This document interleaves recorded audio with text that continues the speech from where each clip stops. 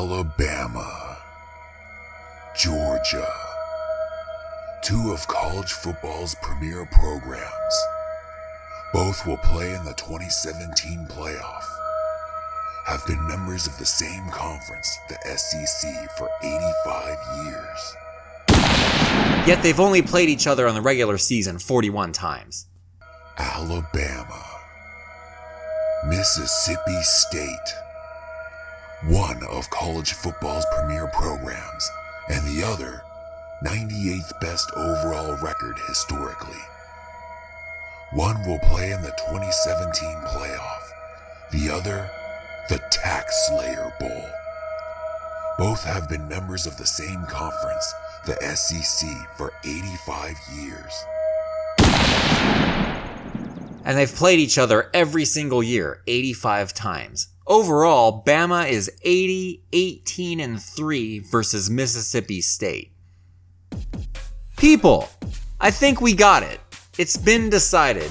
It doesn't matter how much cowbell you bring to the dance, Bama is much better than these Bulldogs. As for the Georgia version of Bulldogs, Alabama's overall record is 38-25-4. Still better, but not nearly as lopsided. And in this day and age of college football scheduling, Alabama and Georgia aren't scheduled to play each other in the regular season until 2020. With the current rotation, Alabama and Georgia will play each other only once every 6 years. This might as well be a non-conference matchup. Alabama plays Chattanooga and Kent State more often. I propose a change. Hey, my name is Dave Show, and this is my second installment of Fixing College Football, because this stuff needs to be said. I'm sorry, but Alabama and Georgia should be playing each other every year in the regular season. Let's see where we can fit that in. We'll take a look at their 2017 schedules side by side. How about on Bama's schedule, we dump off all these games that nobody wants to watch? Fresno State, Colorado State, and Mercer. Let's fill these spots up with conference games instead. We'll have them play Georgia, Florida, and South Carolina instead. How much better is this schedule? It's not close. In fact, we'll have everybody in the nation play 11 conference games. Let's go to Georgia. Although I appreciate them playing Notre Dame on the road and their clean, old-fashioned hate annual rivalry against Georgia Tech is no slouch, these Appalachian State and Samford games have got to go. Under my proposed 11 conference games for every team in the nation, let's replace Appalachian State, Notre Dame, and Samford with LSU, Alabama, and Texas A&M. Does Ohio State have any argument now on who has a better strength of schedule? In fact, let's go to Ohio State.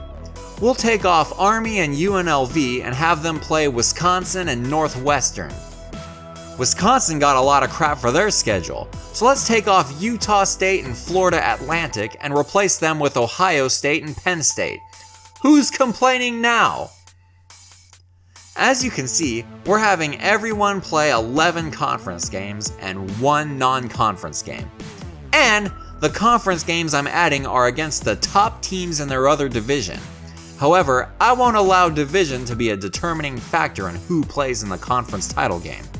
The top 2 teams, no matter what division they're in, will battle it out in the conference championship.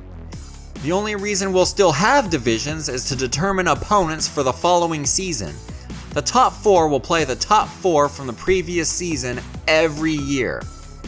So, the only reason Alabama and Georgia may not play annually is if one of them completely falls off the map.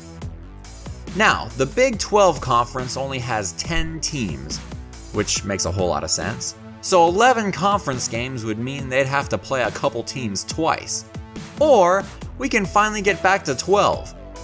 Boise State has won 10 games a year for like over a decade and with 3 different head coaches, so I think they're legit.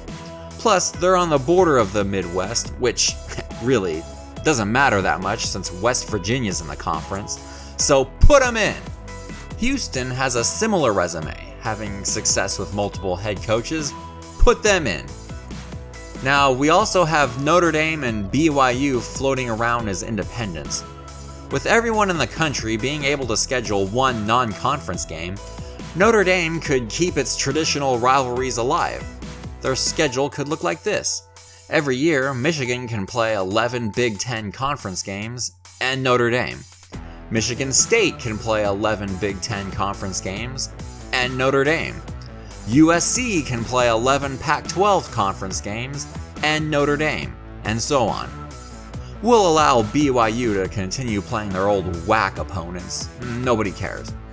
Now the Power 5 conferences are balanced out. Everyone plays 11 conference games. Everyone will be playing the top opponents within their conference. In fact, twice! The conference championship games will serve as a de facto playoff. After all is said and done, the committee will vote on the top 4, much like they do now. Except I would expand the committee from, 13? I'd expand it to hundreds of media members.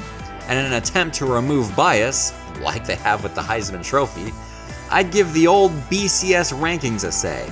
And also include Las Vegas odds makers, who have no bias. They're just trying to make a buck.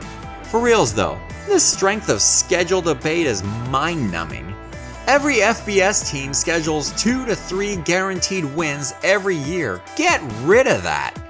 And Alabama and Georgia playing once every 6 years is lunacy to me. 11 conference games. 1 non-conference game. The top 2 teams face off in the conference championship game.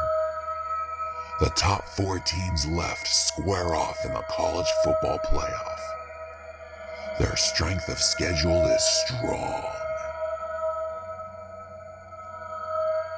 So that's it. Let me know what you think of my proposal in the comments below. Also, I do a lot of college football talk and play a lot of college football video games here on this channel. So if you're a college football fan, subscribe so you don't miss any of the action. Thanks for watching, and we'll see you at the next show.